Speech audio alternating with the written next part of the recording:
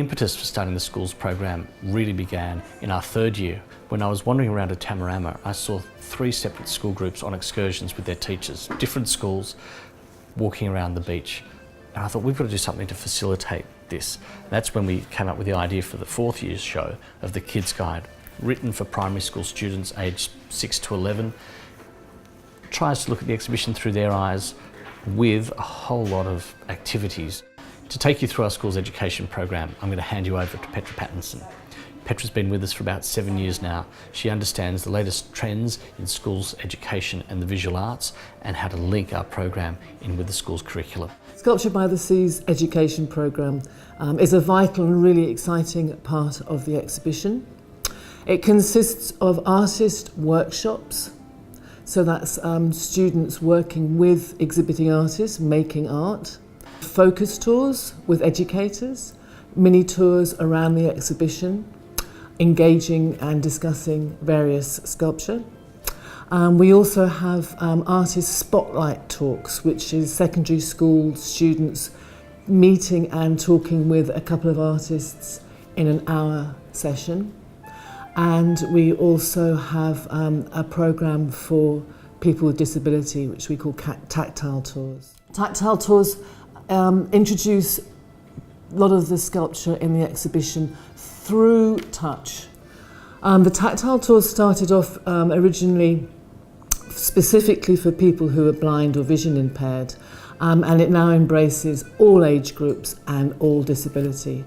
And one of the really important things about the education program is that we usually have sponsorship in order to invite many disadvantaged schools to come to the exhibition and experience one of the programs, usually the workshops with the artists. And we've had experiences often where some of the students that come down for the workshops have never seen the sea and the beach before.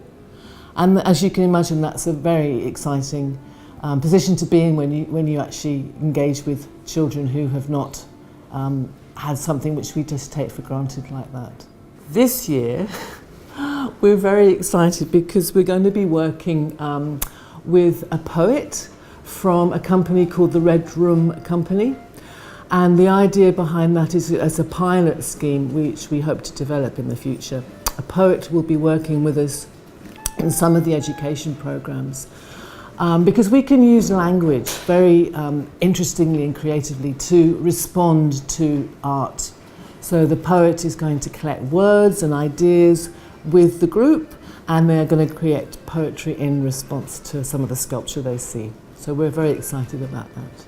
The education program is unique in that the emphasis is on the exhibiting artists, real professional artists who are working with students.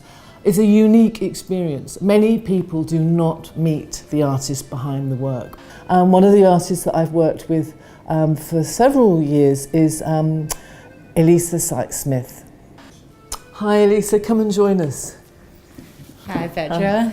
Very excited that you're working with us again this year at Sculpture by the Sea. I think you've got 6 workshops lined up with primary and secondary students. Can you talk to me about your ideas for the workshops? Yeah, definitely. I'll run you through it. So the idea for the sculpture is based off my work in the exhibition, and it's called A Weighted Embrace. So I'm dealing with the concept of weight and the emotion of weight, as well as the physical form of weight.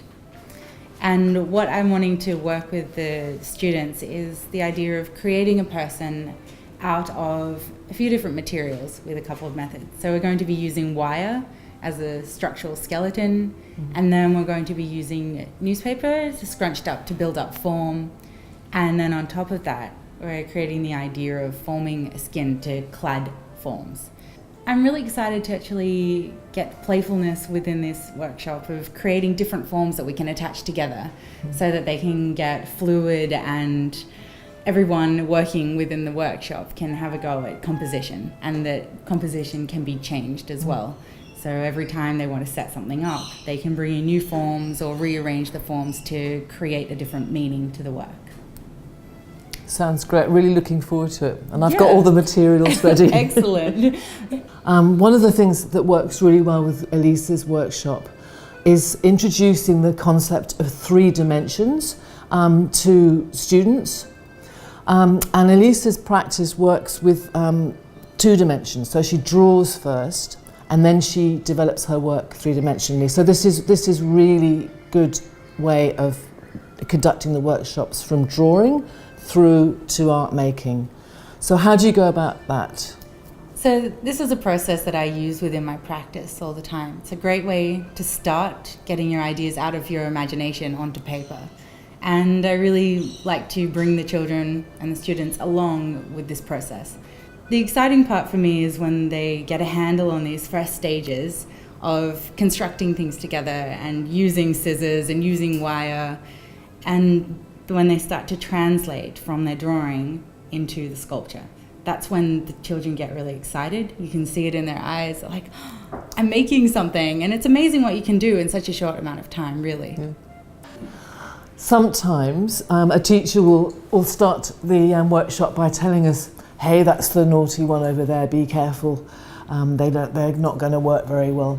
And invariably, it's that student who really excels in the workshop. Reason being, because they're out of the classroom, and that's something that the workshops and working with the artists provides, is that special out of classroom experience and learning opportunity. Have you come across that experience before? Yeah, definitely. Yeah. It happens generally in every workshop. You usually get 1 or 2 of these experiences, and I find them the most rewarding. Often it's the time where you really feel like you've connected with somebody because you can see how much it affects them.